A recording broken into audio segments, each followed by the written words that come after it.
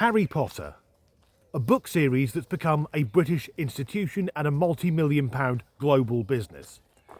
However, I confess I have never read any of the Harry Potter novels, and I hugely admire J.K. Rowling for her stance on women's rights and the flack she's taken on X. But I don't know when the books were first published, but when the Potter mania really kicked off, I was already in my early 20s. So I was genuinely baffled when grown men would come up to me, asking about books written for children, asking, "Do you read Harry Potter?"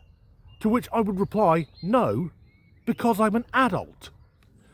But I've seen the movies, and the truly magical thing about the Harry Potter film series is that with every film, the childhood cast got better and better at actually fucking acting. I've been to Universal Studios in Florida and seen all the Harry Potter stuff there, which is amazing. In particular, the mock-up of King's Cross Station. Because it got me thinking, is this how people in the New World think that station actually looks? Because the architecture's pretty good, but to be authentic, it would have the stink of stale piss and have heroin addicts and prostitutes everywhere. I've also been up to Greyfriars Cemetery in Scotland, which is where J.K. Rowling used the names from the headstones to create the names of the characters in the books. Quite an achievement for a single mother who just left an abusive relationship. And my favourite place in the UK is a small village called Goathland in Yorkshire, and the railway station there doubled for Hogsmeade in the film series. So why am I banging on about Harry Potter? Well, HBO are developing a television series which will cost hundreds of millions of dollars, and for months there have been rumours about the actors and actresses who'll be playing members of the Hogwarts faculty. And now those rumours have been confirmed, and it's fair to say the fans aren't happy with one casting choice. In the movies, Severus Snape was portrayed brilliantly by the late Alan Rickman, and that should come as no surprise because everything Rickman did was amazing. His first ever movie was Die Hard. So first time ever on a film set, and he came up with that interpretation of Hans Gruber. And he was so good that whilst the film was being made, there were several rewrites to give him more screen time.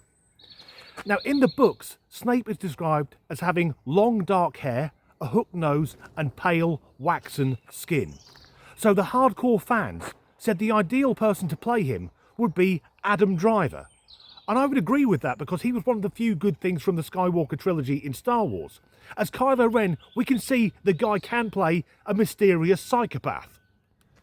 However, the director of the HBO series, whose name I forgot to write down, openly said that he wants a more diverse cast. So, playing Professor Severus Snape, the man with the hooked nose and the pale waxen skin, is Papa Esiaido. Now I want to stress, he is a fantastic actor in everything I've seen him in. But casting him as Severus Snape, I think could prove problematic. Because all the other Hogwarts faculty members are being portrayed by white actors and actresses. So, when Harry Potter turns up for his first day at Hogwarts, the one member of staff, who throughout most of the series will be portrayed as a villain, the member of staff he immediately dislikes and doesn't trust, is the only black guy there. Harry Potter's going to come across as an old school racist. As I said, I'm not really a Harry Potter fan, I'm using my very limited knowledge. But sadly, it won't just be Harry who comes across as a card-carrying member of Combat 18. Because in one of the earlier books, there's a creature called a boggart, I think it is, that manifests as whatever you're most afraid of. And Neville Longbottom is most afraid of Severus Snape. So again, in this TV adaptation, the white kid, his biggest fear will be the only black guy on the staff. And in the first book, Harry Potter and the Philosopher's Stone, I believe in the New World it was called the Sorcerer's Stone, when Harry is playing Quidditch and whatever the floating fucking ball thing is that's been tampered with that's trying to kill him, both Ron and Hermione immediately suspect Snape. I guess Ron will be shaving off his red hair for a good old-fashioned skinhead. And Harry as well. Who does he think stole the Philosopher's Stone? Straight away, Severus Snape, the only black guy there. And who is it that kills Albus Dumbledore? Yeah, Snape again. There's a lot of very lazy, outdated stereotypes going on here. And what about the flashback scenes, where we see Snape as a young man with Harry Potter's father? Because HBO say that they're going to stick to the source material, to the books. So there's one scene where James Potter and his friends hang Severus Snape from a tree. HBO, it's going to look like a fucking lynching. And it's not just me, some boring middle-aged white guy moaning about this. Because, to be blunt, I'm not that bothered. However, most of the people on TikTok who aren't happy aren't the same colour as me. Here's one of them. So the problem I have with the race switching that has currently taken place in one of the most beloved franchises, probably in human history, is not necessarily just a race thing, but is more so an integrity thing, right? Integrity to the original work of art known as the Harry Potter series. You see, the books have already been written. The descriptions already exist. So when we saw this man right here appear on screen, we knew that was Snape. That's him. That's got to be him, because that was him in the book. When we saw Ron pop, oh, yep, redhead, yeah, that's definitely got to be him right there, right? Voldemort, if we saw a nose on Voldemort, that would have been a situation.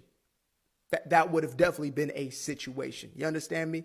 So the problems that most fans have with the casting of a black Snape is not the fact that it is a brother in that position, but instead that, well, it's not exactly accurate to the books.